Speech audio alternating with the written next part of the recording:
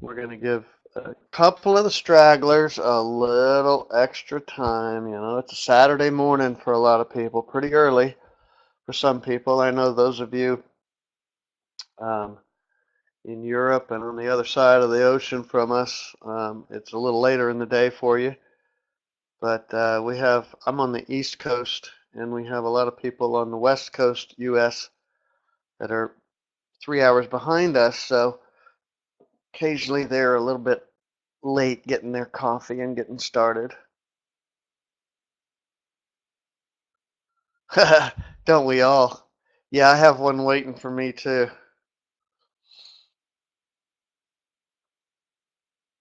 I think we'll just drag this out as long as possible. This will be a 6 hour event today.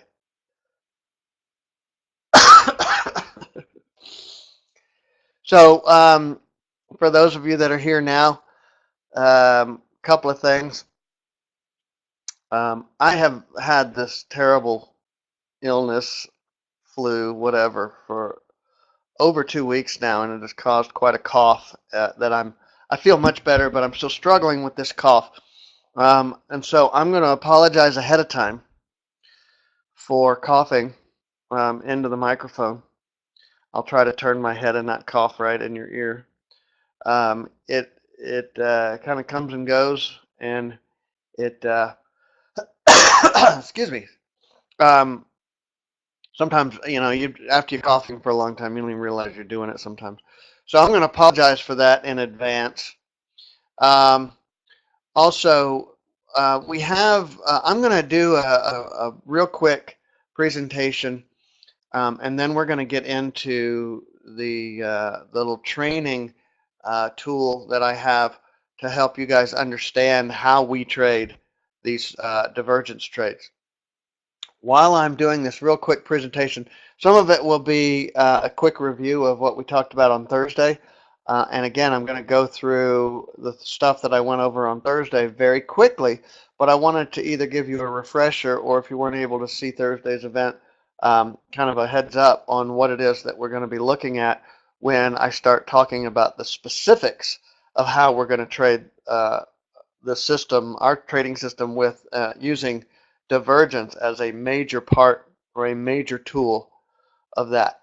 Okay. So during that first part of the presentation, I'm going to cover up the chat, so I won't be seeing any chat conversations. If you have questions, feel free to ask, and my associates will answer them for you, or some of our other bunt traders that are here will answer them for you. Uh, um, if you have something specifically for me, or something about a trade setup, just wait. And as soon as we get into that part of the presentation, I'll then uncover the chat and answer everybody's questions. Okay. So that being said, let's go ahead and get started. I'm covering up the chat now, so if you have any questions for me, I won't be seeing them, but my associates can answer them for you, I'm sure. So we talked Thursday about how important we find divergence in our trading, and generally speaking, people don't use divergence in their trading very much, even though it's an extremely powerful trading tool. The reason that people don't use it very much is because it is an exceptionally difficult pattern to recognize in real time. Okay, it's very easy to make mistakes, and I'll show you what most of the best tools out there in the market provide for you for trading divergence, which will tend to make people think, okay, well, I hear divergence is really good, but I can't seem to make it work, so I quit. All right, now on this particular image, you'll notice something kind of interesting, and this really does illustrate what it is that we're going to talk about today. Okay, so we have something that's going on here that on first glance looks like it could be just a disaster. So we're going to look at this guy that's running away from the camera, and we're going to call him current price.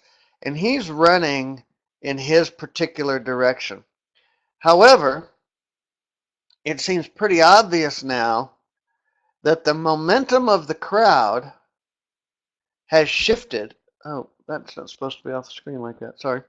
Has shifted a bit dramatically into the other directions. Their paths are diverging. Okay. Now, if you think about what's happening here, and if in your mind you can kind of extrapolate forward, if this guy has been running for a long time and he's really tired, what do you think is going to happen when this crowd overwhelms him? He's certainly going to slow down or stop or even get forced in the same direction that the momentum is heading. Okay?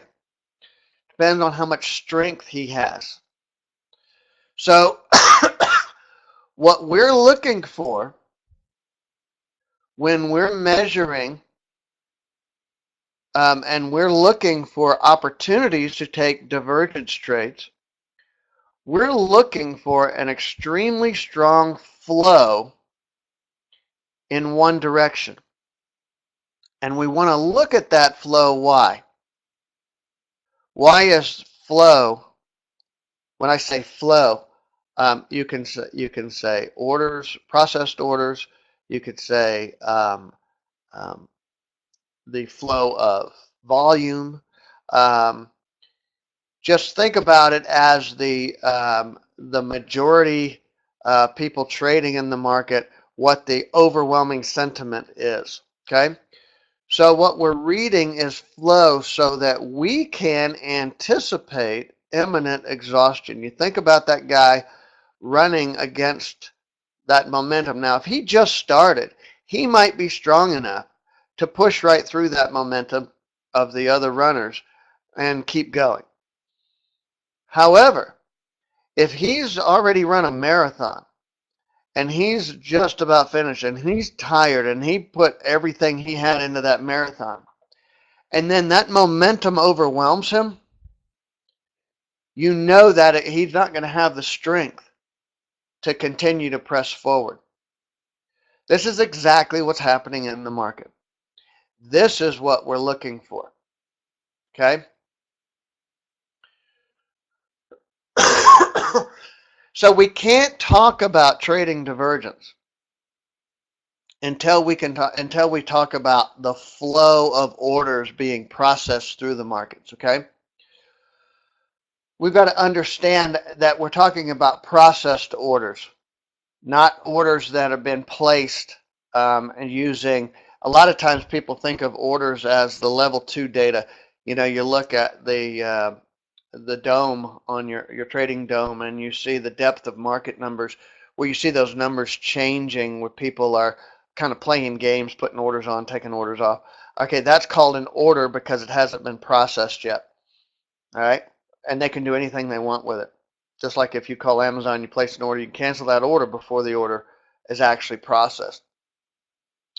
So we're talking about the flow of processed orders. Okay, so when we combine the flow with divergence, this is critical to being able to make these high probability trades and understand the why about how these trades work. Okay, so everybody's kind of familiar with reading ticker tapes, right? In the past, that's how they would measure flow, and they measured flow because they wanted to figure out what the big boys were doing.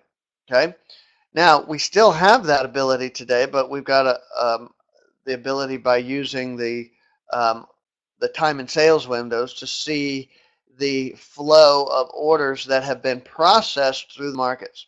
Okay, we can call it order flow. We could call it trade volume analysis, price action, tape reading. We're gonna incorporate all of that into flow. Okay, so to make this easy to understand, this is a graphic that we use all the time. You will see on just about any type of chart, on well, not range charts and things like that, but certainly time and tick based charts, you're going to see this type of pattern repeated often. And it doesn't matter what time frame or what ticks. If you look carefully enough, you will see this type of pattern repeated on a regular basis. Now, because of this, this is something that we study very carefully. We've noticed that when the markets start moving at a particular rate, not necessarily a lot of orders, but at a particular rate or speed, we've noticed that it's highly unlikely that retail traders can keep up with that speed. Okay, so you'll notice that in certain areas on a chart where price may have just been kind of drifting around, and this would be considered possibly an area of accumulation or distribution. And then you'll see suddenly just a few bars that move real hard and fast. And you see this more today than ever, because mechanically it's much easier for the big boys and the market makers to be able to do this. Now, they don't want people to know when they're doing this. Okay, it's kind of important to them that they kind of keep this on the hush hush. So we're looking for these upthrust bars. So when we find these upthrust bars and we find that these bars were created a particular way, we're going to print our order flow indicator or our flow indicator, our speed tick, that tells us that there's a very good chance that this bar was manipulated because it's moving, the orders have been processed faster than us retail traders can possibly do it. Okay, we also have another indicator that uses the same idea, but it's kind of like more of a dragster. If it goes from 0 to 60 quickly. We also have another indicator called a ricochet that will often pick up when that exhaustion is going to be setting in, okay, when that flow comes very quickly, okay?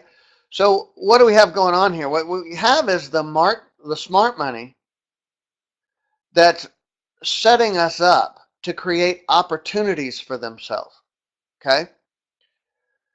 Now, when this happens, some of us are going to win. But for the most part, most are going to get caught off guard. And then they're going to start making mistakes. And they're going to get forced, or they feel forced. I say we could say, or they, I could say me or you. But when you see these manipulations, you see these big market moves, it can also often cause a lot of panic and emotion, right? So most of us aren't going to win because we're going to get caught off guard, and we're going to do something emotional. And at that point, the big money has us trapped. We're going to do exactly what they expect us to do. And here's the thing. They do it to us over and over and over again. Because even though you try to convince yourself to trade without emotion, you can't. Unfortunately, you're human, and I've never been able to trade without emotion, even though that's what I kept hearing. So they're going to play on us being very emotional, and they're going to trap us. So this sounds like they have an unfair advantage, right? Maybe you can't win. I've had a lot of people come in and say, with these new HFT rules for the exchanges and providing liquidity and the discounts that they get and the advantages they get allowing to have their supercomputers inside the exchanges, there's just no way I can compete with them. I quit. Well, truth told is, yeah, you're going to get crushed if you try to compete against them. But if you can identify what they're doing and when they do it, then you have an advantage. Okay. Now there are times in every market where we don't want to be trading, right? You're going to see particularly low volume, and you're going to see orders being processed very slowly. If you pulled up a time and sales windows, you would see it just going tick, tick, tick, tick, tick. And you'd be watching a trading chart and just see prices just kind of drifting around. To us, it looks like nothing's going on. Nobody should be trading during this type of uh, uh, market conditions. Yet people do, usually for pretty dumb reasons, like they feel like they just got to do something. They're bored. They need some excitement. They need to justify their existence as a trader. But during these types of markets, if you see the market just trickling around, one tick up, one tick down, one tick, two tick, three ticks, those are people that don't really know what they're doing, and they're going to get hammered eventually. Okay?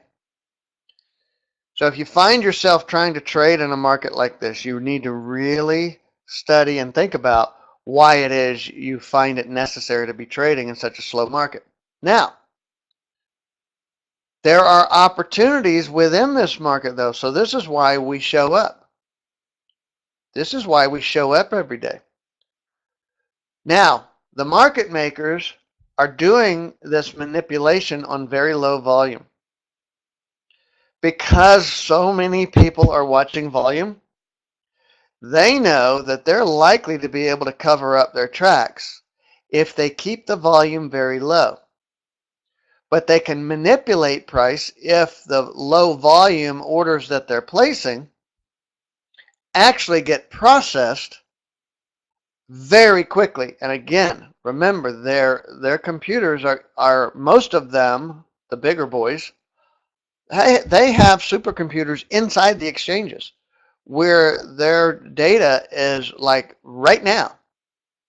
So they have the ability to place trades and have trades processed dramatically faster than us retail traders.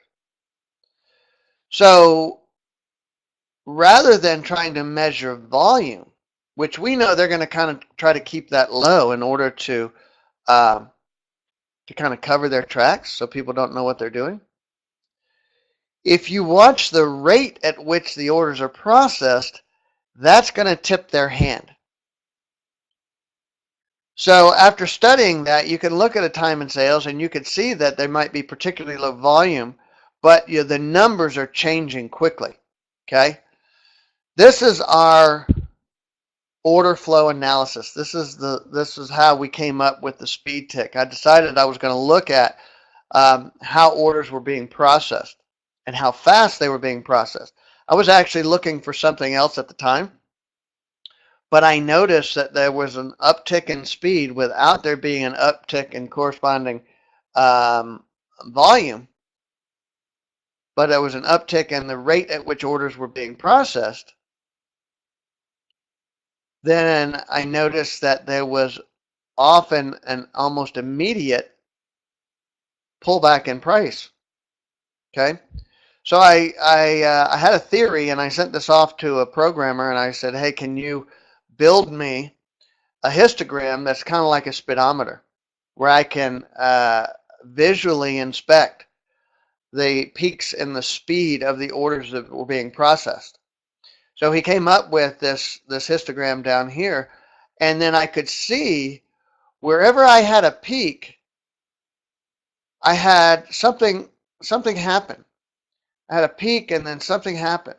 And whether it's a long pullback or just something small, it was predictable.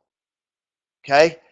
It was an edge that I could figure out. Now I have something predictable that can tell me that something is about to happen.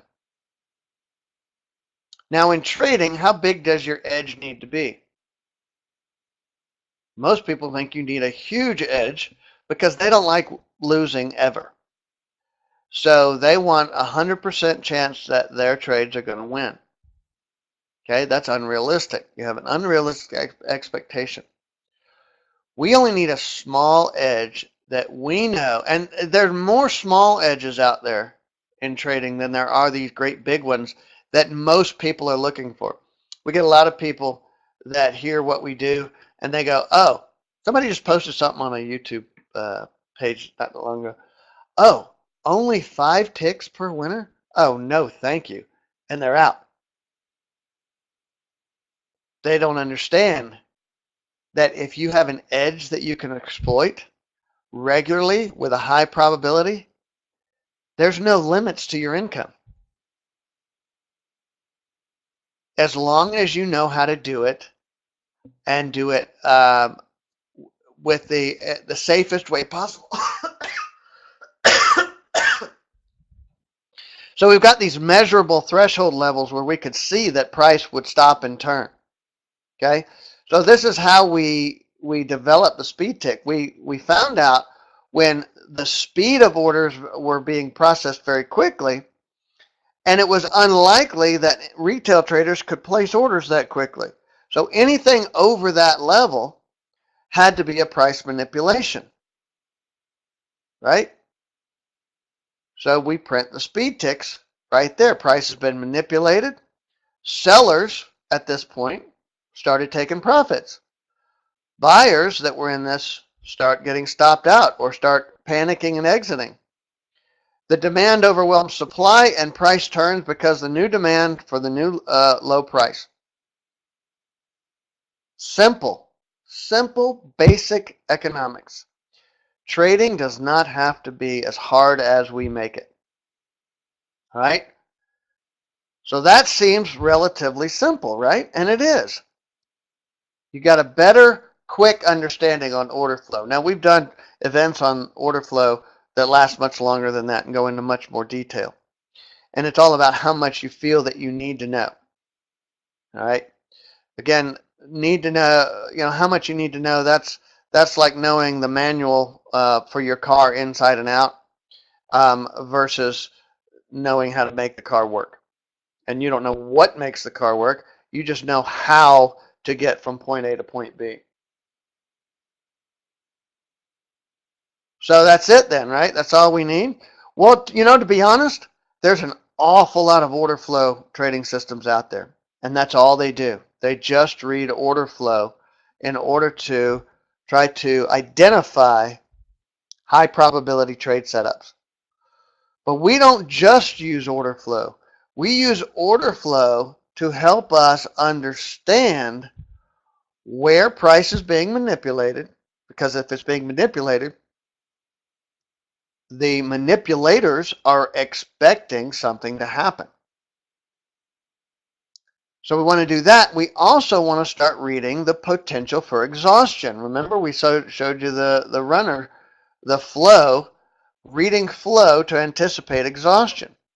So how can we do this? Well, we do this by measuring divergence. Okay, so divergence, for those of you that don't know, if you see on this graphic, you'll see that this chart up here is price, and in this particular example, we're setting a lower high. On this oscillator down here, this is a momentum oscillator for us, for our uses. I mean, other people use other things, but momentum is about the strongest oscillator you can use for measuring divergence. We're setting a higher high on our momentum. Okay? And when that happens, price is generally going to want to follow momentum. So what's happening here? When price of an asset and an indicator or index or other related asset move in opposite directions, okay? This is where we find our opportunities. Okay, for us, it's going to look something very much like this. All right, now what are we measuring? We're using this momentum oscillator. Everybody's seen these squiggly lines at the bottom of their chart. Most of us have probably used oscillators at one time or another and don't really know how they're formed. Okay? So what we're seeing here is increased and decreased buying and selling pressures. That's what we're looking at. But let's look at how these oscillators are actually formed. Now, there's a lot of different momentum oscillators out there. Each one is using a different algorithm for creating these oscillators. So each oscillator might be a little bit different, might be showing overbought and oversold conditions at a different time. Um, some might have strengths that others don't have. We're going to use the formula for the momentum indicator. There's one called momentum, and that's the one that is the most simple formula to use. So we're going to use that to show you that we went over this on Thursday, but I want to go over it again and go over it quickly because it's important to know and understand how momentum is being measured. Now, if you look at the chart, you've got everything's going straight up, but somewhere on this chart, there's likely to be a momentum shift, but you can't necessarily see it. So we're gonna figure out how to measure momentum. Okay, so that algorithm says we're going to take the close of this bar, subtract the close of this bar, 10 bars back, and when we do that, we come up with a value.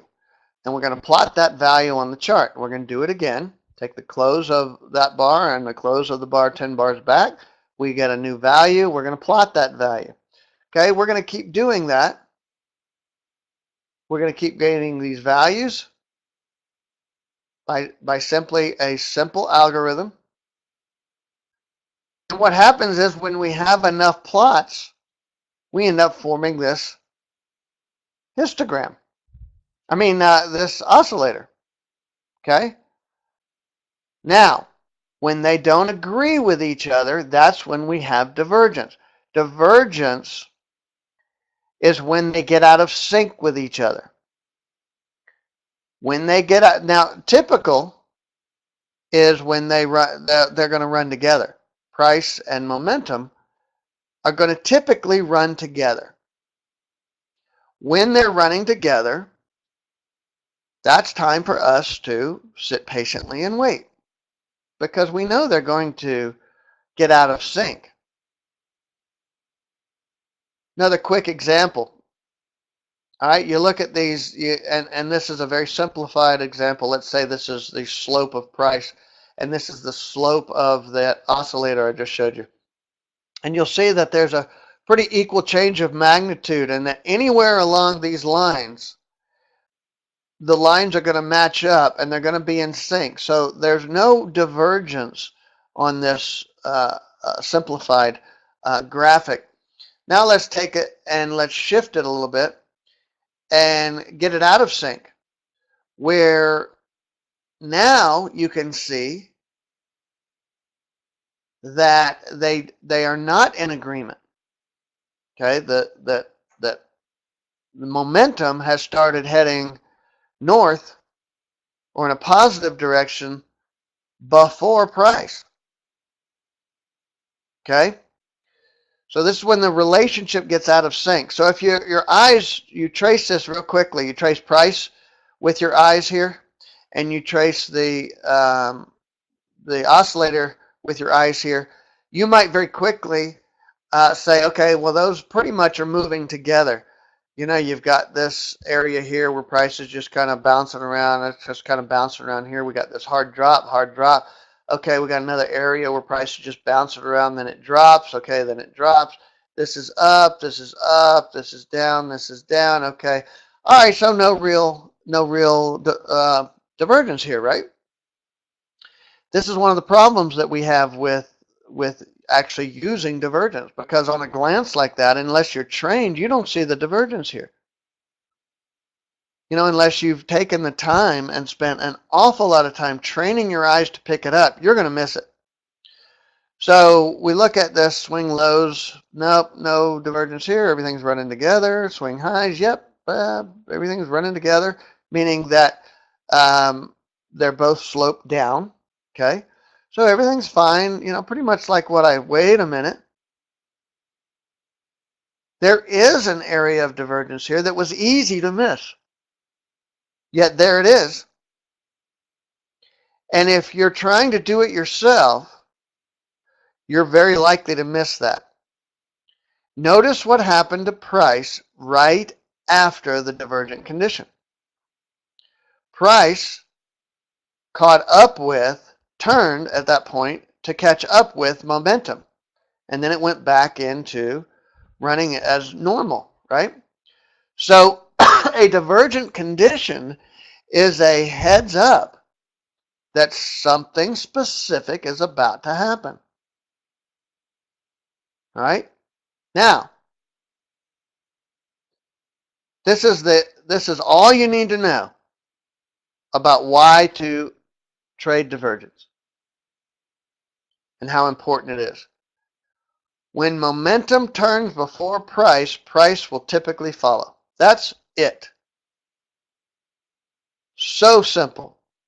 Now, if it's so powerful, why is it that it's not used more often? Well, it's powerful, but it can be very confusing to somebody to take time to learn it. Now, most of us in trading are in a big hurry to learn things, or at least find tools that do things for us. So, typically for me in my 7 years of struggling as a trader, I would go, gee, I wonder what this does. I would throw it on a chart. I'd look at it and go, does this help me win trades? Well, I don't know. So let me scroll back here a couple of days. No, I don't see how this is going to help me win trades. Boom, gone. Okay? I'm not likely to spend weeks or months training my eye to see divergence. Okay? That's just the way we are. Another reason that it's difficult is there are a number of different ways to calculate divergence. I mean, different definitions, algorithms used to calculate divergence, different algorithms used to calculate momentum. You know, do you do it at the intra bar, open of the bar, close of the bar, high of the bar? You know, how are you going to calculate divergence? All of them are valid, but how are you going to know which one is best and right for you? All right? How many lookbacks? What other combinations of indicators, whether using classic patterns or hidden patterns? There's so many things that go into divergence and different ways of reading it that you could spend weeks or months learning how to see it, but only one small fraction of when it happens. Okay? And then you're not sure you did it right.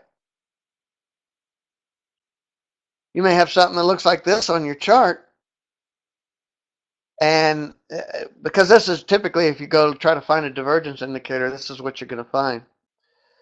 And this is where I started with it. I'm like, well, that confuses me. I don't know that any of these lines are going to help me make a trade decision. So I took all of this information, and where this divergence occurred and all these lines are being drawn, I just removed all of that and made it to where on the open of the current bar, the bar that is printing right now, on the open of that bar, if we have a divergent condition, we just print a little symbol on the chart. Okay, a little flash, little lightning bolt or a little diamond, or with our Super D indicator, we can actually show you when multiple divergences are happening using multiple oscillators. So it doesn't have to be difficult anymore. Now, all we have to do now is look at a chart and start adding in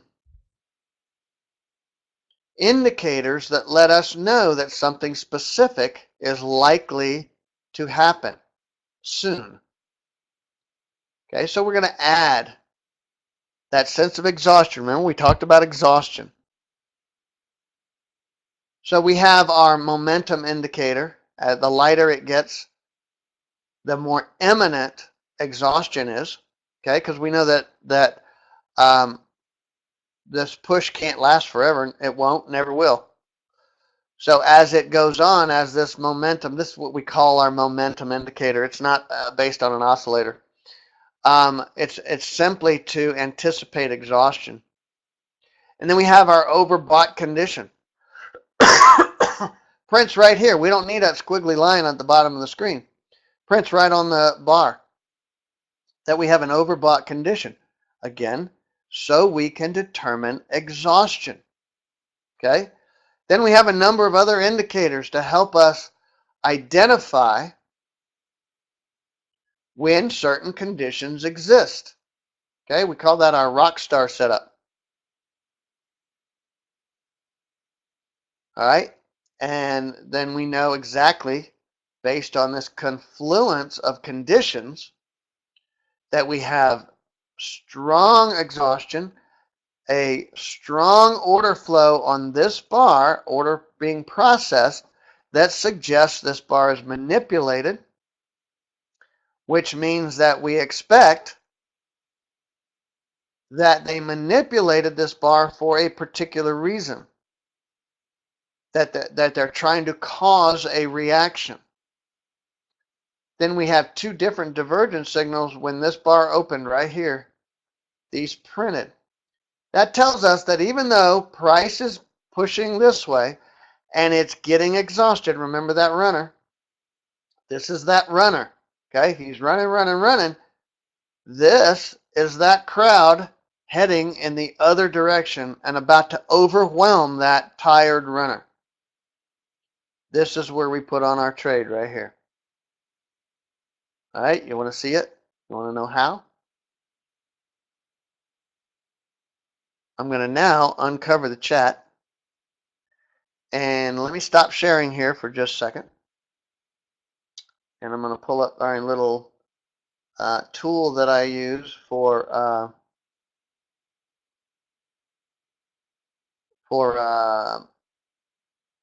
these little sessions that we like to do for training.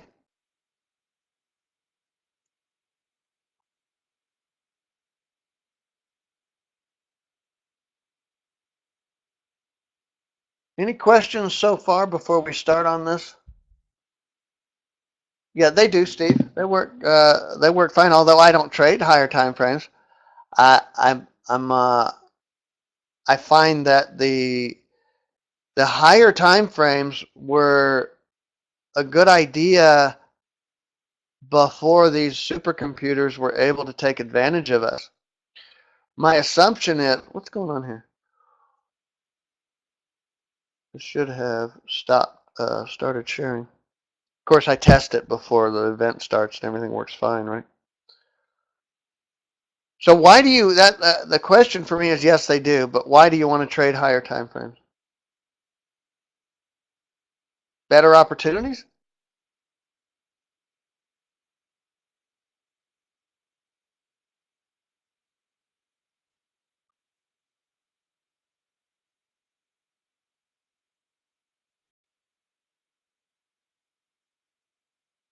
Longer moves. Why? Why? Do you have a system that has such an edge that you've learned that you can be a winning trader? That you can do something very small and do it over and over and over again? Have you found a system that you're able to feel that level of comfort with? Cool.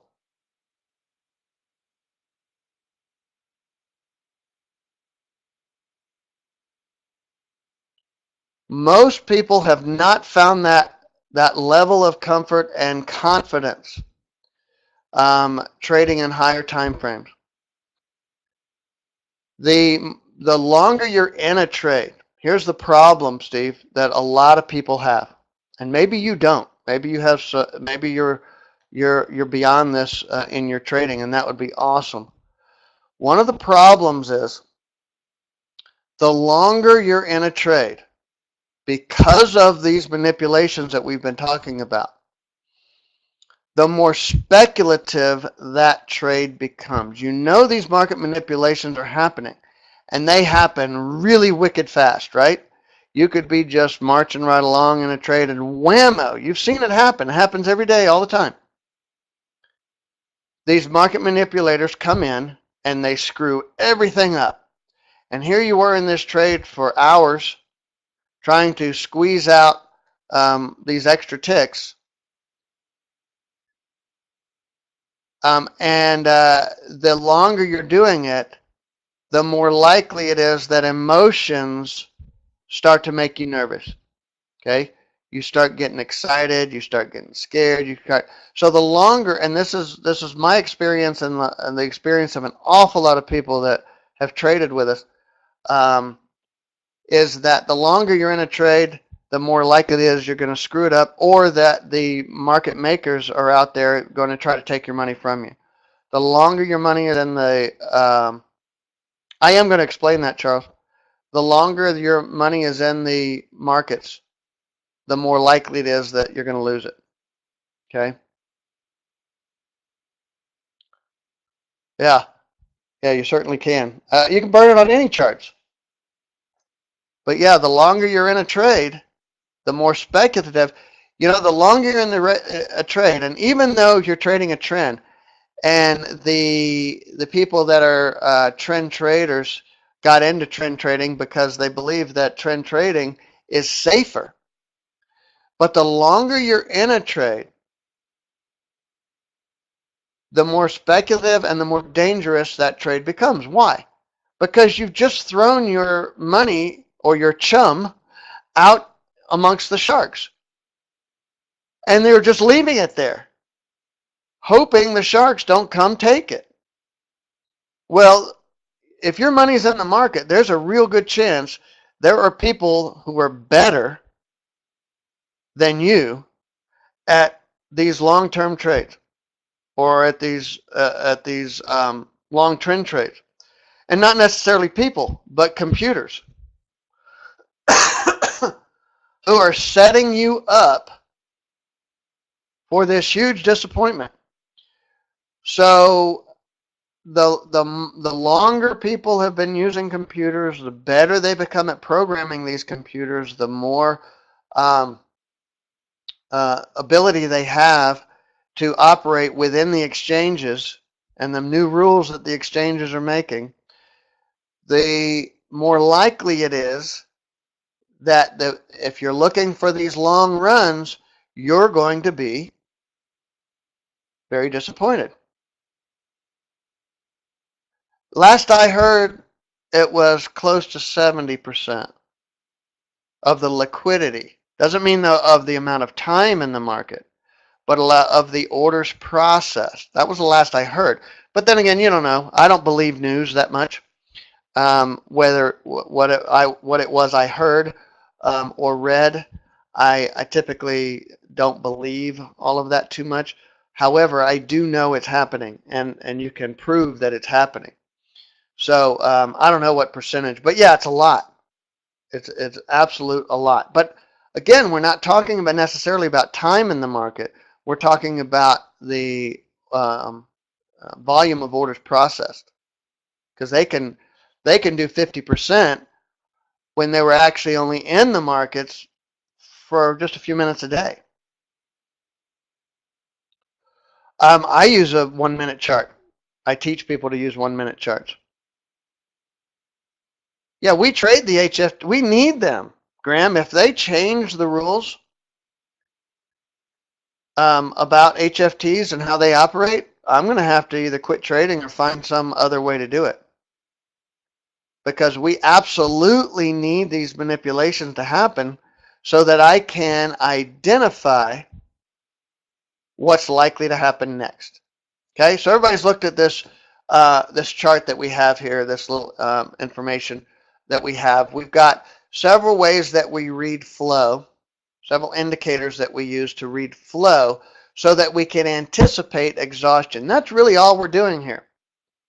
We're reading flow to anticipate exhaustion. Every trend has a series of flow and exhaustion. Flow and exhaustion. We call them pullbacks. We call them retracements. We can, excuse me, we can call them consolidations. We can call them whatever we want. I like to use the word flow and exhaustion.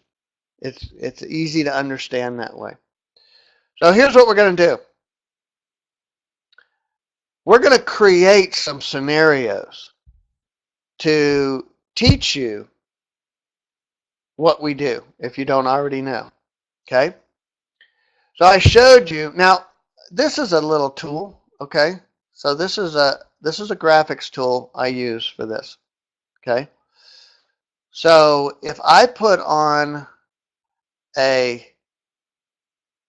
red bar up like that, give me a break, okay? It doesn't matter because I'm just trying to show bars. If it's the wrong color, it's because I just grabbed the wrong tool, okay? Or the wrong bar. So just suffice it that it's an up bar. Don't worry that it shows down because this would be highly unlikely that this really was a down bar, okay? So I say that because there's always people who go, oh, well, that chart doesn't make any sense. All right. All right, let me see if we get questions. On the speed tick flow, could you explain the dark, light blue, and white colors on the indicators? Yes. What he's referring to, if you don't know about it, we have different threshold levels inside the indicator. Okay? Now, you saw that histogram that we created with all of the spikes in it, right? So that's essentially a speedometer. Now, there are times when the speed is dramatically faster than what we would expect a typical HFT or market maker move to be. Okay? By studying the histograms and the speeds at which they come in, we can find the areas where we feel that are most typical for an HFT to manipulate the market and cause a reaction. Those are the easiest ones for us to identify as the most likely ones that are highly probable it was an HFT. Okay? Now, so we set a threshold level inside the indicator to generate a white speed tick for that, again, thinking of it as 60 miles an hour on a speedometer. If it goes 60 miles an hour, for anywhere from, over 60 miles an hour, we're going to go to white speed tick. We're going to take this medium blue and we're going to assign a next level threshold. Medium blue says that it's X number of times faster than the white. Okay? So if we've identified that 60 miles an hour is where it's typically faster than what us retail traders could trade, then this is going to be, let's just say 2 times. This is going to be 120 miles an hour or faster. And that's going to give us a red flag and say, this is most typical. This rate, it could be something else besides just a single HFT. There are times when these HFTs start firing off against each other, which means that might be a little bit more speculative. It's a little faster, not exactly as sure what's going on. You may or may not want to trade this. Okay? I typically will trade these, but currently I do not trade these. So let's say these great big blue ones. Let's say this is 3 times whatever this threshold was. So let's say it's 180 miles an hour or over. Well, that's so far over what we expect here that we've kind of lost our ability to anticipate what's likely to happen next on that. Meaning what could have happened, again, it could still be HFTs fighting with each other, or what about a news event? Like oil inventory report, or what about an unscheduled news event? where somebody says something in a speech, or something comes out in the news, or some bomb blows up somewhere, or whatever, that causes all kinds of random stuff to start happening in the markets. So we have these different thresholds of speed where this is, think about it. This is a motorcycle. You got 60 miles an hour. You're good and strong. You're comfortable. Everything's good. You kind of pretty much know what's going on. 120 miles an hour, you're okay. You're in control still, but it's kind of getting a little sketchy. 180 miles an hour, forget about it. I'm hitting the brakes. I'm like, I have lost control. If I hit a tiny pebble, I'm gonna die. And I need to not be going that fast on a motorcycle. So that's kind of how I think about this. Okay, does that help with your question? Now, each one of these, the user has the ability to set whatever the threshold level is above the ideal. Okay, so that's the ideal right here. That's our little white speed tick. Those are the ones I like the most. I will trade those. I will not trade these. This, you could set it to 2 times, 3 times, 5 times this threshold, and same with this one. Okay, so you do have that ability. You also have the ability to color these differently too if you want to.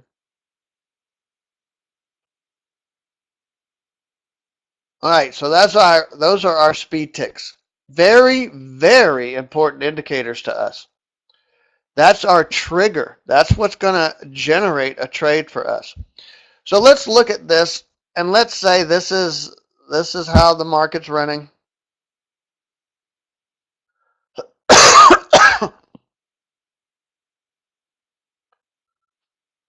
How could you characterize this market here?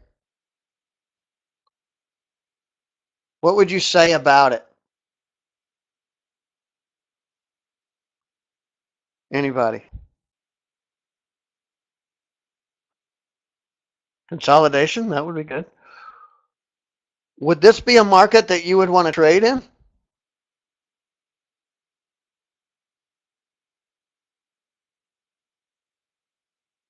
What if I gave you one of these? Would this be a market you'd want to trade in?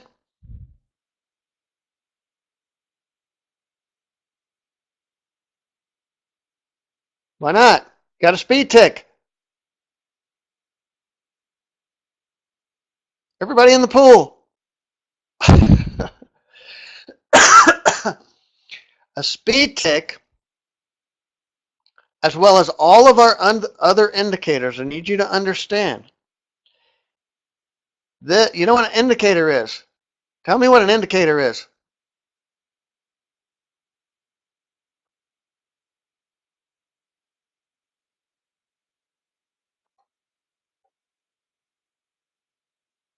Exactly. You've been here before. An indicator indicates that a condition exists. That's all. It's up to the trader to decide if that condition meets his trade plan, his trade rules, or if that condition requires other conditions to be present as well. It's not an alert. Absolutely not an alert. It just tells us that something has happened there. I'm not alerted. I'll get these all the time. And it doesn't put me on alert at all. All it says is inside this bar, those orders were processed very quickly. And generally, you will see something like this right after a speed tick. All right? Sometimes divergence is misleading, even if we see divergence.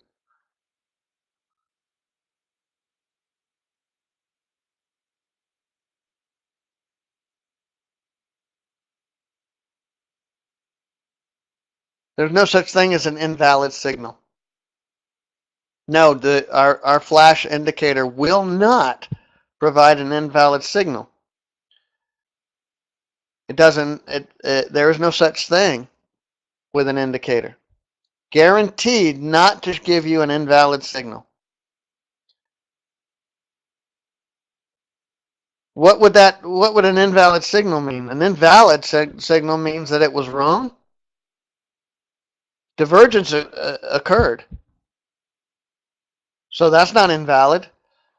I'm never told you that divergence every time causes price to change directions.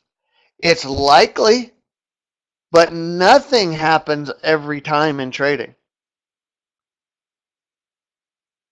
Nothing happens every time. So the best thing to do is we want to start collecting different positive, or at least conditions that would be conducive to something happening. Okay? We get lots of failed divergence signals, meaning if you expected the price to turn every time, yes, under those expectations, they would have failed for you. I'll show you. Funny you should ask. I'm fixing to show you. I'm about to get there. So we have an optimal speed flash, speed mac trade setup. The very first thing we're looking for is momentum. Now remember I said we have a momentum indicator. Do we have any strong momentum here? Why are we looking for momentum? I told you earlier. Why are we looking for momentum? Why is momentum, or a hard push in one direction, this is what we're calling momentum, why is that so important?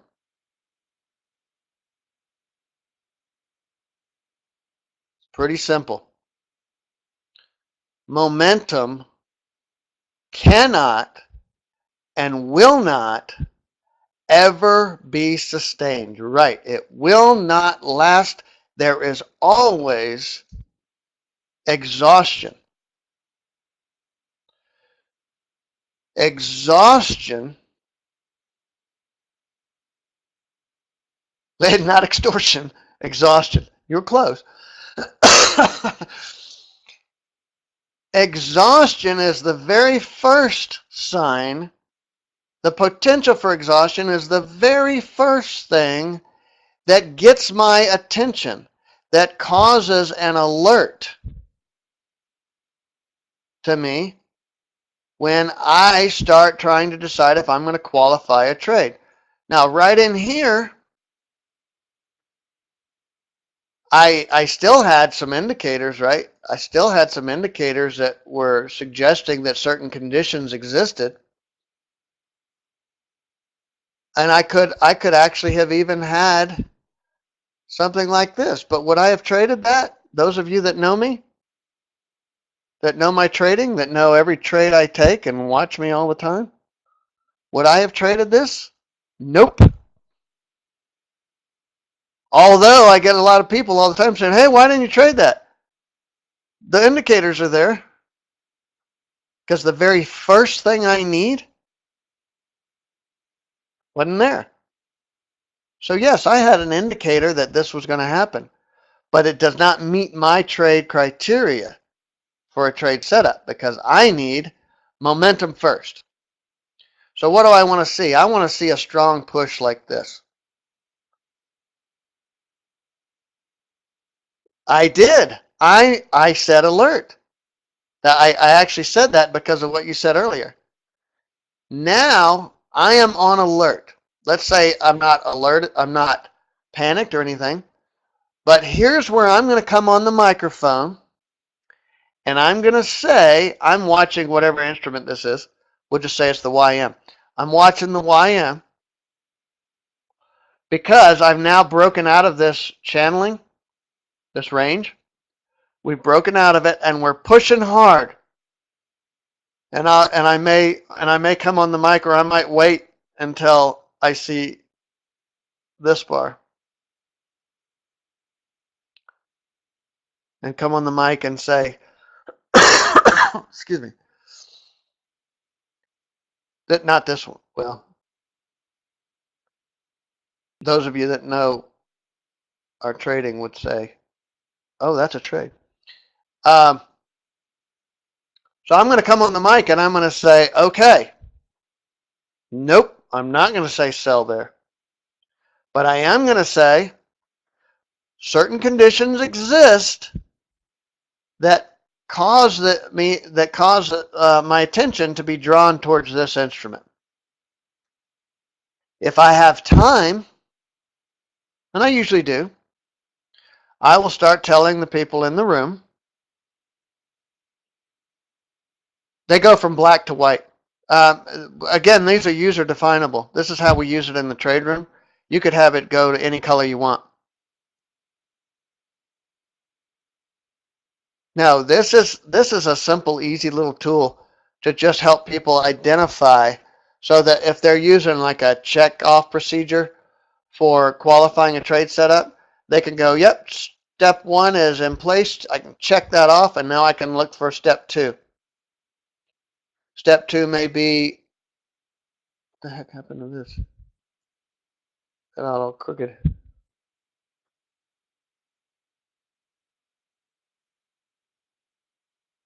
Maybe you need to have this velocity indicator in place.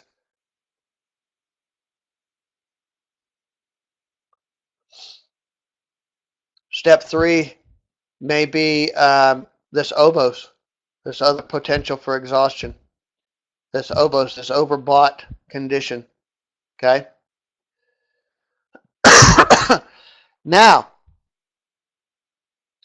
we have a lot of conditions in place at this point that give us reason to believe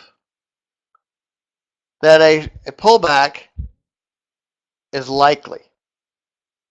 Now, what does likely mean? Should I trade this if I believe it's likely? If at the open of the next bar, if I believe this is likely, should I short it here?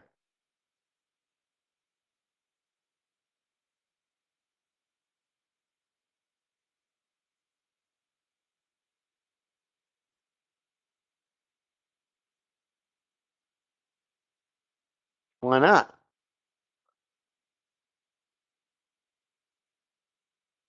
Why wouldn't I short it there if I believe it's likely?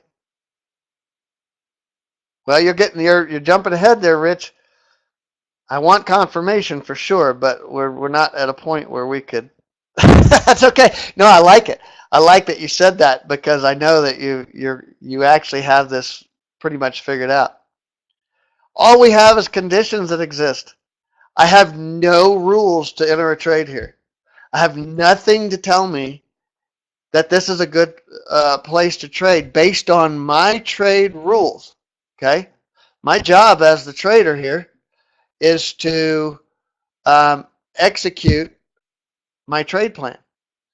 Well, my trade plan doesn't have anything. Whoops. Why did I mean to do that? Doesn't say anything about trading this.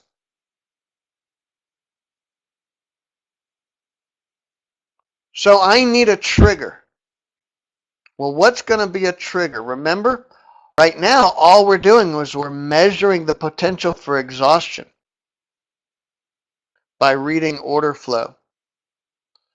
Right? So we want to also figure out when price is being manipulated.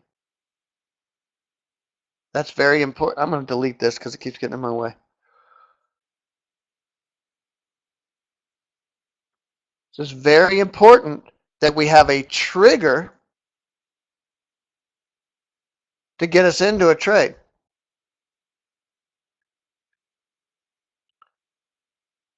That trigger could be that speed tick. Okay? So what we're now figuring out is not only do we have some strong momentum, some velocity, and an overbought condition, we also know that runner, this bar, is likely to be exhausted because this little burst of speed coming in, this manipulation, right? So we have a manipulation here on top of exhaustion that typically causes price to do something. Okay? Now, we have a lot of things going on here that I would be very alerted to the potential of a trade setup. But look at my next criteria. Support and resistance. Support and resistance has to be, for me, currently, I always say currently, I always try to add that caveat because I could certainly tune this system to where that won't be necessary someday, but right now I'm pretty successful with what I'm doing, so I like to have what I call a safety net.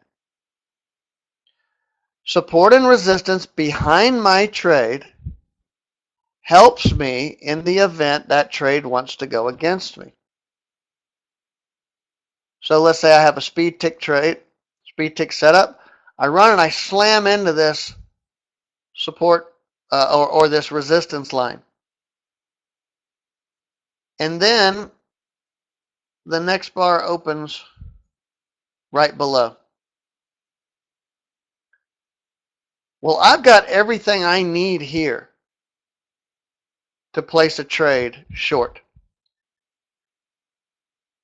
As long as I am 5 ticks or less, and this is what we use this, we call it our OTS indicator. As long as I am 5 ticks or less from this resistance, which is my safety net, then I'm going to short this. The idea behind this is if this bar opens and jumps, this line is going to help to stop it or slow it down. Okay, we all see prices bounce off of major support and resistance all the time. Now, we waited until the open of this bar for the close of this bar. And maybe this bar ran up here and it opened here, bounced around, ran up here, and we still have 30 seconds, 40 seconds until this bar closes. My mission is to determine how strong that line is. I'm not going to just trade it because there's a line on my screen, a somewhat randomly generated line. That line means nothing to me until I confirm its value. How do I confirm its value? Price runs up and slams into this line. Look how far price ran on this bar. Slams into this line and essentially stops. It could test the other side because there's always a little bit of momentum that'll, or you know, little extra testing the other side here. But if this line or this price bounces off this line, tests the other side, but comes back, bouncing, bouncing, bouncing, bouncing, bouncing, that confirms to me that other traders that are trading right now are seeing and respecting this line as resistance.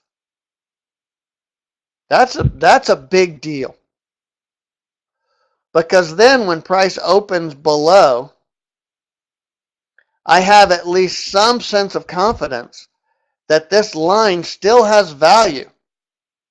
And that if it goes against me, it may bounce, bounce, bounce. We see this all the time. Might bounce, bounce, bounce, and then finally just gets exhausted and drops. Okay? We see that all the time. Now, that's called a speed tick setup. And that's not exactly what we're here to show you today. It was actually the precursor and one of the very first, actually like the second pullback trade setup that we took, until I discovered how important divergence was, and I figured out how to make divergence easy to use in a trade setup. And I started thinking about, if momentum has changed directions from price, and price is typically going to want to catch up with momentum, I have got to make divergence quick and easy to read. So this, I know we've got some traders here with us today that trade with us. We see this, even though I'm playing with this on this little tool, we look at it and we go, oh, great setup. Let's do it. Trade it. Short it. This is our rockstar trade setup. All of the pieces are in place. And we see this all the time. I mentioned this to Charles. Charles has been visiting with us in the trade room. I think I mentioned this to him. I said, Charles, you probably came to a webinar. You saw me talk about this trade setup. And sure enough, he comes in the room. Not there long. Boom. There it is. It happens. I used to go to webinars all the time where the guy would have a NinjaTrader chart and his indicators on it, and he'd scroll backwards on a static chart, and he would say, oh, look, here's these conditions. Oh, look, here's this. Oh, look, this is where I would have traded. Oh, look. And then you go in the trade room, and it doesn't look anything like what you just saw at the webinar. It's like it's all completely different. Because when you see it on a moving chart, it's very different. But ours are pretty much, this is pretty much what we can expect to see every single time. Not every single time. Of course, nothing happens every single time. I take losing trades every week. I always take losing trades. But it's part of what we do. We win a lot more than we lose. But you have to understand the trade setups and practice them. Okay? You're not going to come in the trade room Monday morning, your first time. Yeah, thanks. I just told you not to do that.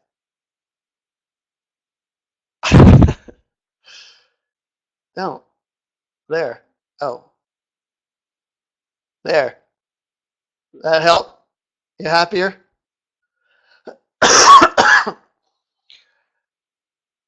We see these setups over and over and over again, but they do happen relatively quickly. So you have to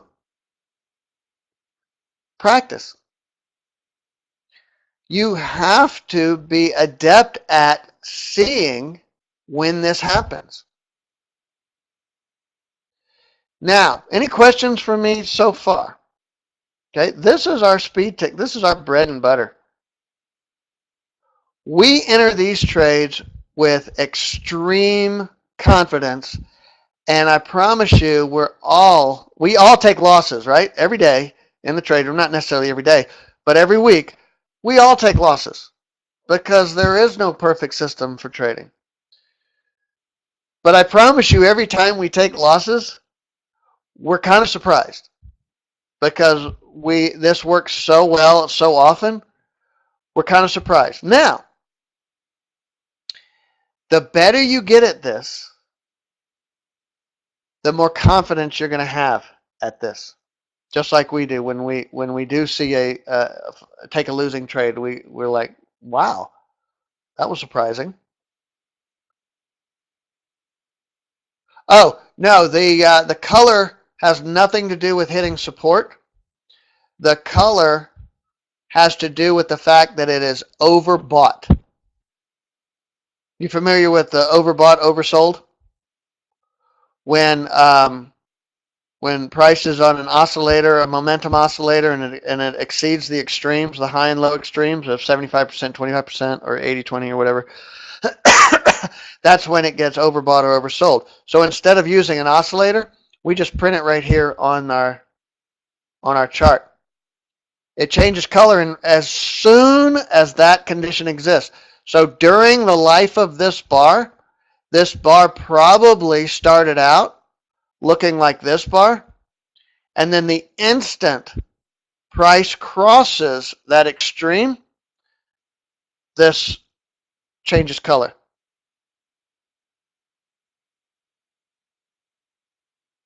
All of our indicators are real time.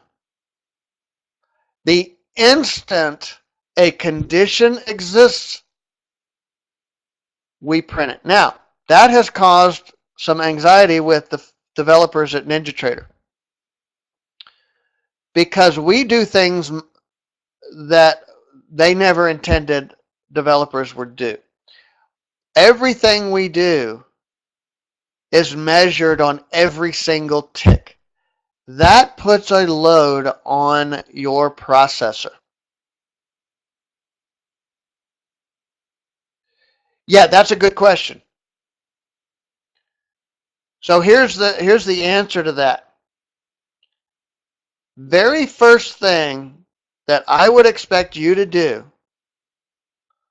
when learning our trading system and practicing our trading system in Market Replay, we have a whole educational series, educational section on our website that's available to our VIPs called our Fast Forward program. And we have all these tools, including videos and everything that you need to practice your trading. Sitting during trading during the trade room hours is not practicing. That's game time. That's not practice time. You practice later. Okay, so you're going to want to practice your order entries. But first, you're going to want to practice identifying the trade setup and being ready. Remember, I say there's an alert. You need to be prepared because you're going to see certain market conditions exist, which are going to get your antennas up, and you're going to say, okay, there's a good chance on the open of the next bar, I'm going to want to place a trade, right? So I have, during this, I have my trading domes are up and running, and not chart trader. You can't trade fast enough on a chart trader. Chart traders are, they're good for swing traders, I guess, but not for what we do.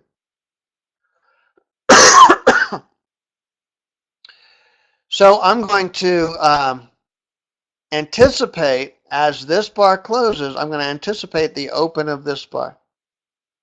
And what I'm going to recommend, you mentioned something limiting or marketing in.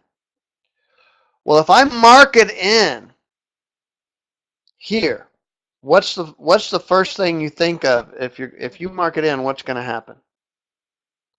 What usually happens to some degree when you market in?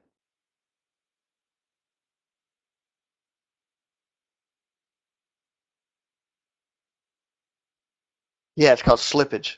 Mm-hmm. At least one. Yes.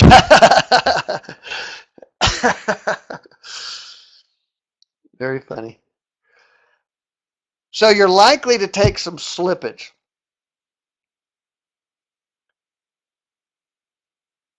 So you may take put on your market order here, and you actually get filled here.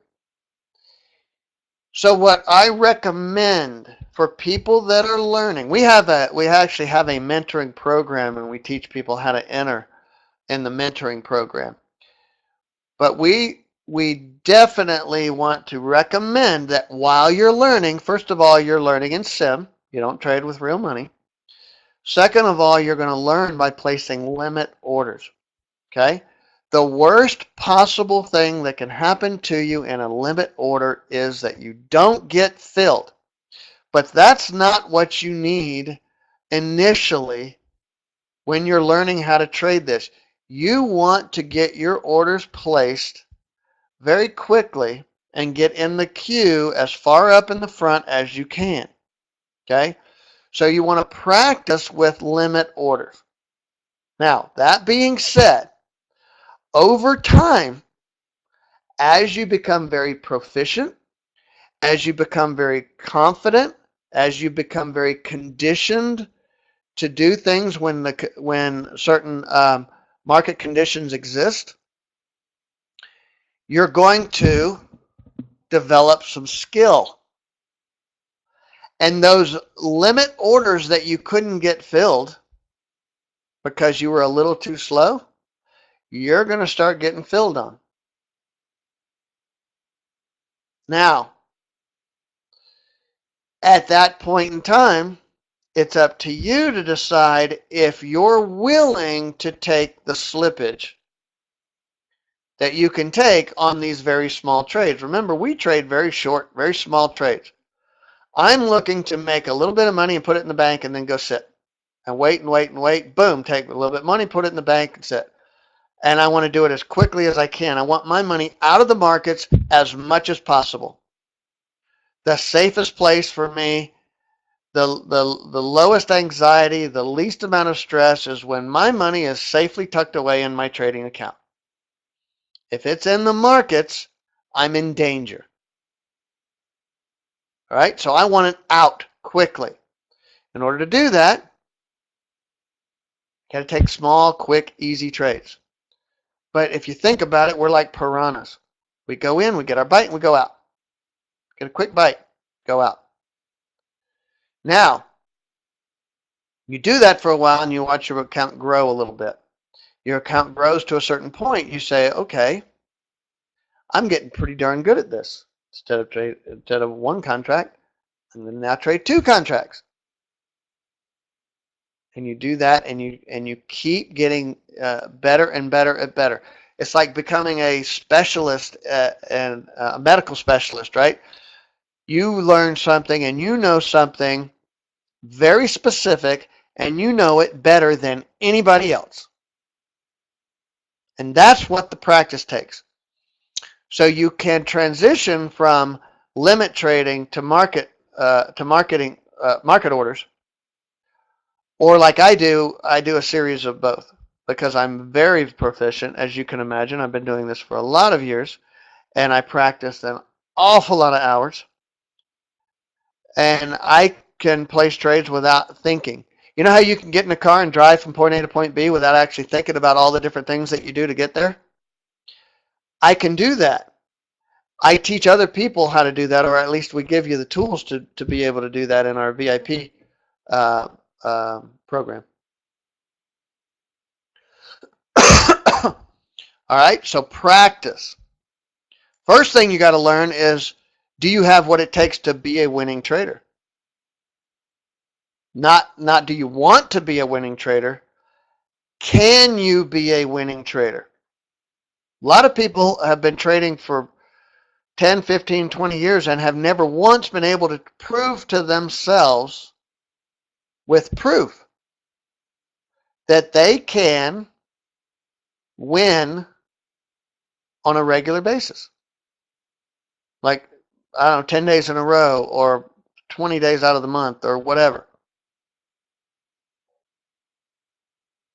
Most people have never proven that to themselves, so they're still a little anxious about trading every time they sit down to trade because they don't know. They don't know if they can be a winning trader. So the first thing you got to do is teach yourself that you can be a winning trader. This, again, that's part of our mentoring program that we do, but we also talk about it in our VIP program. All right? So an awful lot to talk about on that. Do we have any questions about this particular trade setup? Any specifics? I invited some of our trade room members to come today. Most of them are very good at what we do and don't need this little training. But occasionally there are questions that I might take a trade that somebody may not understand why I took that trade because it didn't seem to meet my criteria. So I asked them, if you have any questions for me, today's a Ask Tony Anything day. Absolutely not. If I provided you with with a video of me placing trades on my dome, you would try to copy me and you would lose your entire account. Okay? That's like watching a video of a pro golfer and then joining the PGA. Now, that being said, we do have videos that in our Fast Forward program that Praveen has done. Praveen's our tech guy, and he does these trainings on a semi-regular basis. And there he is. He's also an extremely good trader and our main mentor in our mentoring program. Um, and he has videos on the basics of using a trading dome for trading. Percent of successful trades with these indicators. By whom? Me? I don't really keep track anymore. Last time I stopped keeping track, I was around 80%, but I don't track that anymore. But that's me. I wouldn't expect you would be anywhere near that.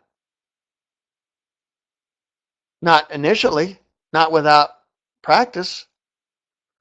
Trading is a skill. Trading is not something where you can expect to throw indicators on a chart and become a winning trader. If you believe that, you have unrealistic expectations. Trading is a skill. How do you get good at something? How do you become skillful at something? You practice. So the success of these indicators the success has nothing to do with these indicators.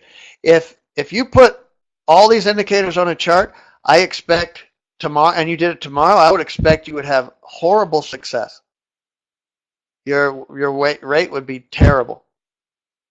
The more you use them, the more you learn how to use them, the better you understand them, the more you practice, the more you become proficient, the higher your success rate is going to be. Indicators only indicate, so how can they have success? I can say, if I took your question literally, I could say that there's 100% success of these indicators are 100% successful in doing what they're intended to do, which is indicate.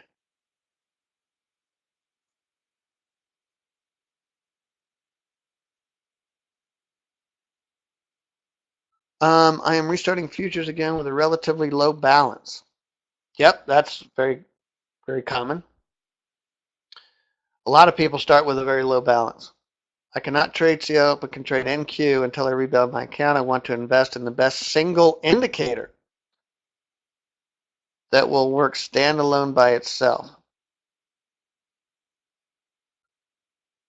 Okay, so I'm going to use an analogy for you.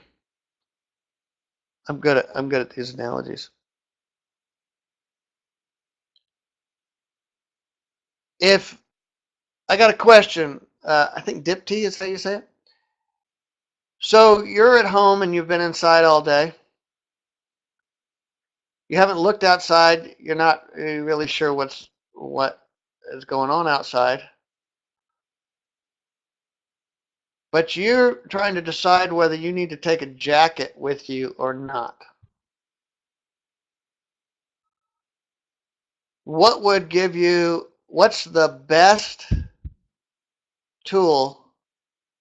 What's the best indicator to tell you whether you need to take a jacket?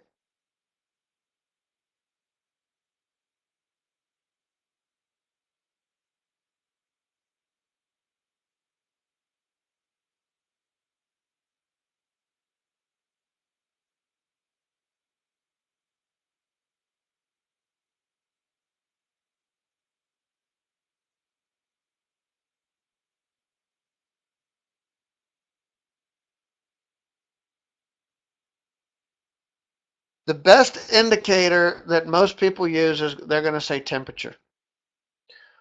But let's say that indicator only gives a vague answer. Let's say it's 60 degrees outside. So does that tell you whether you need to take a jacket or not? Or would a confluence of more indicators make you better at judging whether or not you need a jacket? What if it's windy? That would be an important piece of information. What if it's cloudy? That would be another important piece of information. What if it's raining, windy, and 60 degrees outside? Oh yeah, that's a slam dunk. I need a jacket. Okay? So to say that one indicator is going to give you all the information that you need to be successful, I can't answer that. But I think, you can send Lisa an email, bunt@theintentionaltrader.com. Lisa can absolutely help you in that regard. She helps a lot of people, particularly when it comes to trying to pick and choose the right things. We do have a bundle called the starter bundle that probably be much better for you than just a single indicator. All right, no other questions regarding this particular trade setup. So what about, let's take this.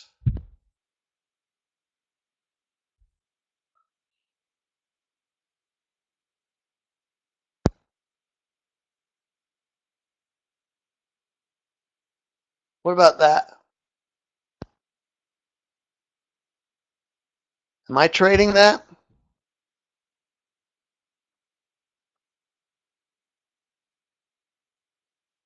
Trade room people? Anybody else? Anybody? Zaki, we have a special going on, and I'll get to that in just. We're almost done here.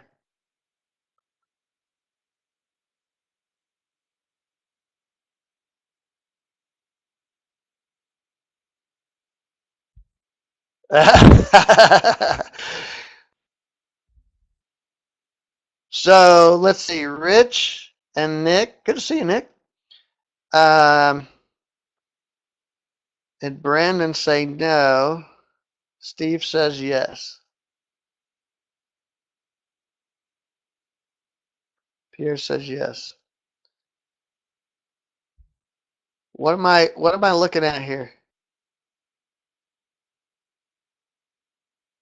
So we have price that's been cruising right along in this area for a while.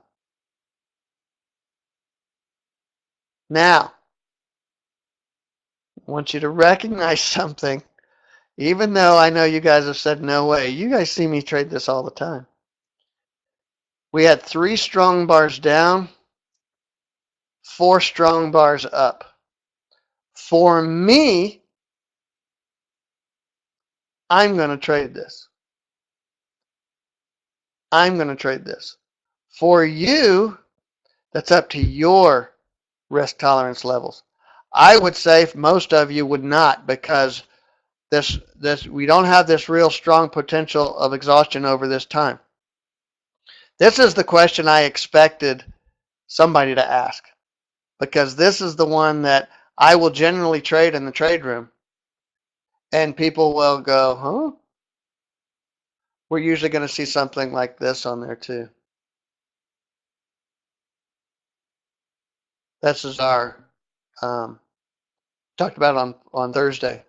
This is telling me that the buyers and sellers inside this bar started out with a bunch of buyers, and then we got up in here and the sellers got real active. Now, the thing that's a caveat here, Nick and Rich, how fast is this moving? How fast is price moving inside these bars? An experienced trader is going to be seeing how fast the numbers are changing on the dome.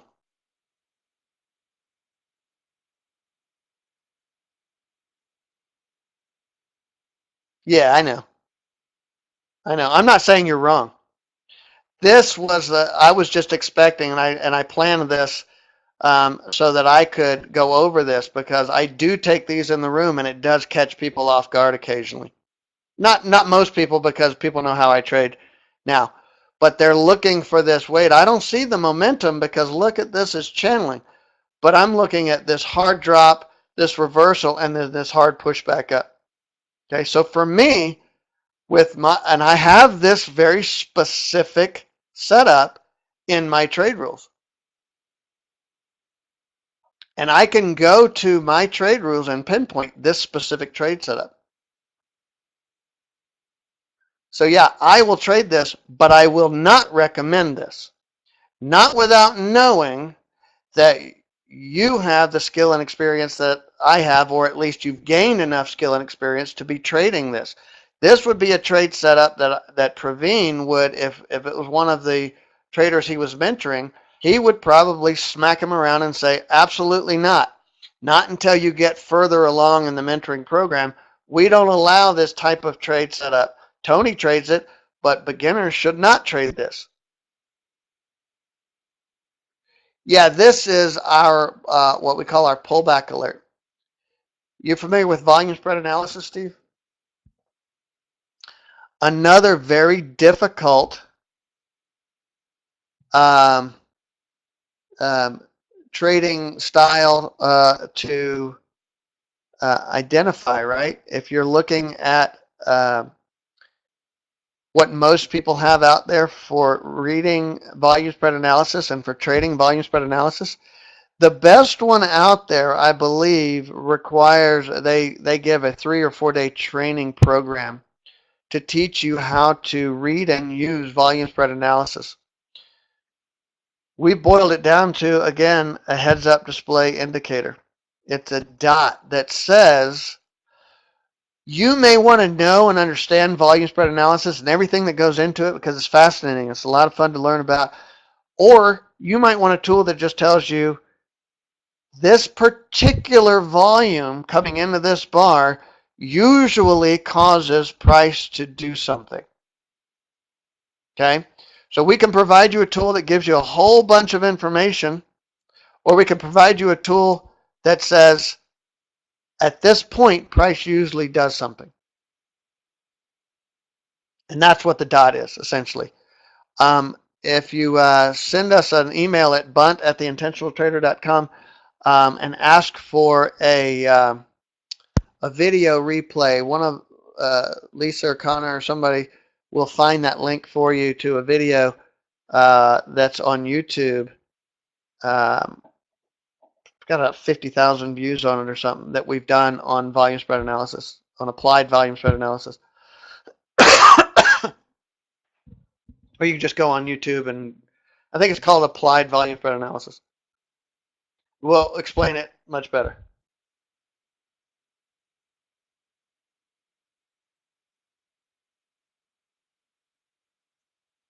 Any other questions? Been at this a little over an hour and a half now, and we can go over this over and over and over. A lot of what we did today is also in videos inside of our training program. So if you're looking to get started with us, those that get started in the VIP package will have access to our Fast Forward program, which has all of this type of training in it, as well as the videos and whatnot, trading tools and things like that. Hold on a second. I know I killed the video. I'm going back to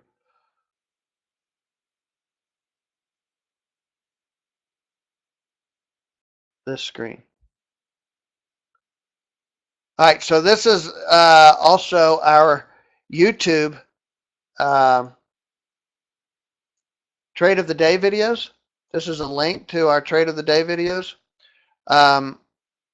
Maybe somebody could type it in there for everybody else if you want to click on it, or if you're watching this on video, there it is on the screen right there. It'll take you to, and you can see examples of exactly what I just showed you. And you can see dozens and dozens of them, and it looks exactly like what I just showed you. All right? You'll hear me calling out, or Connor, calling out the trade before we take it. Oh, and this is something we won an award. We didn't even know we were nominated, and it turns out we won the Star Awards at Trader Planet. So go check that out. And if I think the voting starts again for this year, coming up the next few days, like Monday or Tuesday or something. So you can go vote for us. We're pretty proud of that since we didn't even know we were nominated. We ended up winning. I average 3 to 5 trades a day personally. I may take 0. I may take 10. But 3 to 5. usually, and that's my sweet spot. That's really all I want. I'm looking for when I hit a net three winning trades or a net three losing trades, I'll stop trading live and start and then just finish the session in sim. So I always stop, put my money in the bank, and I never want to give it back. Yeah, 9 a.m. to noon Eastern time. Yep, that's their trade room hours. So there's a lot of you that have probably looked at this and said, well, this is probably not any good because it's not complicated enough. Yeah, well, it's the week before Thanksgiving, Charles. So yeah, that's a typically slow week. Um, but we just take what the markets give us.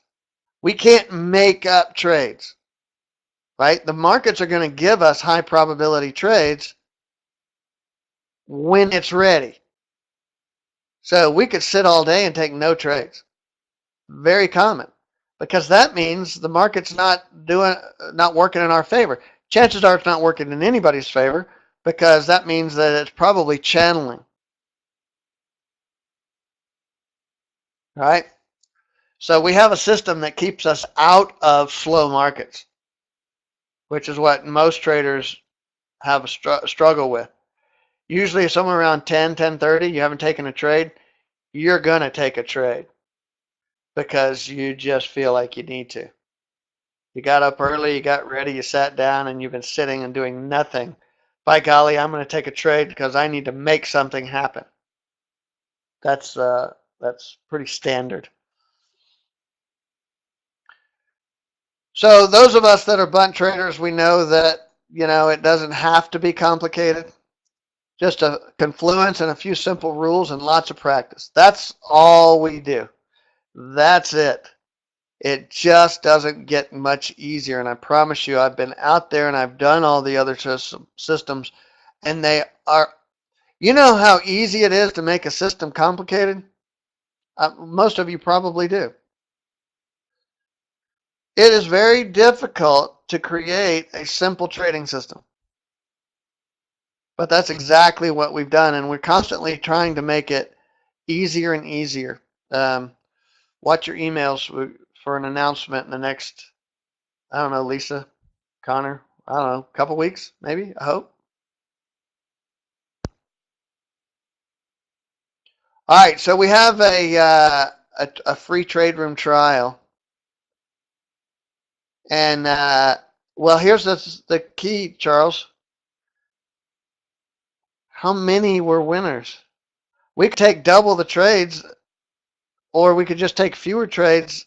And how many this week, how many losing trades have you seen me take? I can think of two out of, and I'm guessing here because I don't remember. I probably took 10 trades this week, so it was a little bit slow. I can think of two losers that I took of those 10 trades. So why do I need to take more than that if the trades that I'm taking, Connor did better. Yeah, he probably did. No, we're not in the trade room. No, Rich, but we do have people now purchasing our Forex package. We call it Bunt X to use for Forex, and we're getting reports back that they're very happy with it. So sign up for a trial in our trade room if you want to. To be honest, it's not a very efficient way to learn what we do. We have better and more efficient ways to learn about what we do, but people seem to want to come to the trade room. So Charles will tell you, trade rooms can be very boring. There's a much faster way of looking at what we do and understanding what we do. We even have a typical week in the trade room video where we kind of cut out the slow parts to make it more watchable and more educational. But if you want to come to the trade room, what do I trade? I trade the 6E with the euro currency. I trade the YM, which is the Dow. I trade the CL, which is oil. I trade gold, which is GC, and then I trade the NQ with the Nasdaq. We also have the ES in the room, but almost nobody trades it because it's a dog. It's very slow. All right, and we got some specials for you. I mentioned the VIP package. That's everything that we use in the trade room, and then a lot of the educational stuff I talked to you about. We have our weekly group mentoring session called the Aha Moments. We have the Fast Forward program I talked to you about. We have lifetime or unlimited trade room access. Um, any indicators that we develop that we use in the trade room in the future, you'll get them for free. You also get priority support. And when you get really good at it, if you want to apply for and try out for a funded trading account, we'll sponsor you in that. So that's our VIP. It's usually around $8,000. We're going to do it for just a little over half price. We do have a pullback bundle that has the indicators in it, but none of the educational stuff. But we will let you come hang out in the trade room with us for a month. We're only developing for NT8 now, Dipti. So although a lot of people still use our stuff on NT7, none of our indicators, NT7 indicators, are going to be updated or upgraded. We are only doing NT8 forward. I personally recommend NT8. There's a small learning curve, but not much. It is much better than NT7 once you get used to it. Kind of hard sometimes to break away from something that you're comfortable and used to, particularly if it's working fine for you. But NT8 is the way to go moving forward, and we're developing any products that we develop in the future are only going to be for NT8. We're not going to develop backwards. All right, so there's our pullback bundle for $17.70. If you want to do that, and then there is an upgrade to the VIP later. You won't get as good a deal as what you get here, but it's always possible. And if you have something special, something specific that you want to do, or a package you want to build, or whatever, just contact us at Bunt at the Intentional Trader, and we'll get back to you.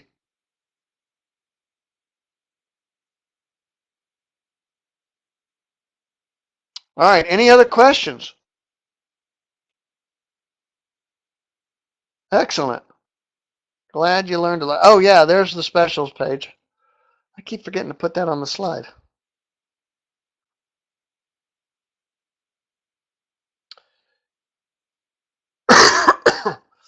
All right, well, if we don't have any more questions, everybody go out and enjoy your Saturday, enjoy your weekend.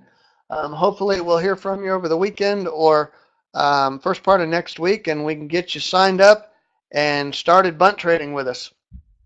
Yes, contact us. We do have a monthly payment option for the VIP. It will cost a bit more than the $42.45, but we do have an option for monthly. Football, that's right. Oh yeah, who does UGA play today? Boy, did they get beat the hell out of last weekend. Auburn just beat the crap out of UGA. That was so disappointing.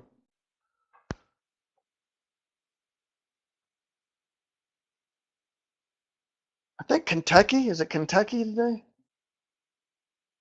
They should be able to handle Kentucky okay unless they got shaken by Auburn beating them up so bad.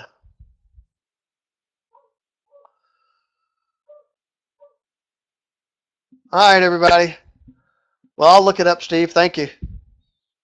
Everybody have a great weekend. We'll see you soon.